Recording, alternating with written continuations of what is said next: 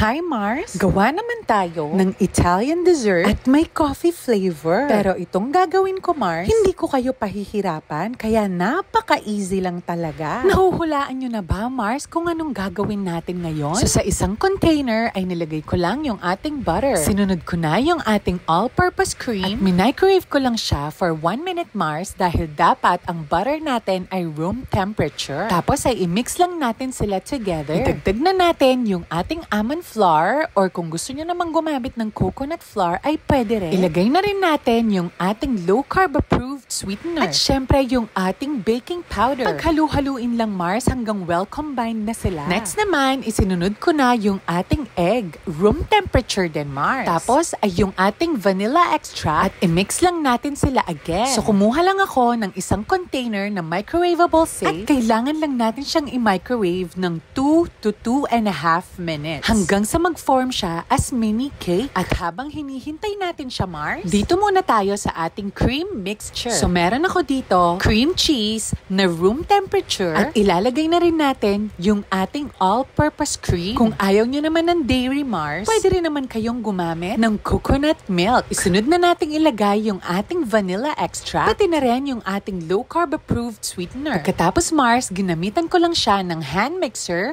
or pwede nyo naman siyang gamitan kahit na wire whisk lang. At kapag ganito na ang consistency niya, ay pwede na yan at pwede na nating i-assemble ang ating tiramisu cake. So meron ako dito na pinaglagyan ng ating cheesecake noon at saktong-sakto nga yung microwave natin na mini cake kanina. Ilalagay lang muna natin siya dito sa ating container at kukuha tayo ng 1 tablespoon of hot water. Tapos ay imimix lang natin yung ating instant coffee. Inilagay ko lang yung ating mixture of coffee dun sa ating pinaka-bread. At kung mapapansin nyo Mars, maliit lang ang ginawa kong tiramisu cake. Kaya kalahati lang ng recipe ang sinundan ko. Para hindi naman nasasayang Mars kahit na everyday ako gumagawa ng contents para sa inyo. Madalang lang din kasi kaming kumain ng sweets ni Mudrakel. Kaya halos si Junakis lang ang nakakaubos Mars. So ayun na nga Mars, going back. So ilagay na natin yung ating cream mixture. At medyo itaktak nyo lang siya para mawala yung mga bubbles niya sa ilalim. At sa taas naman ay nag-sift lang ako ng ating unsweetened cocoa powder. Minake sure ko lang Mars na na-coat yung buong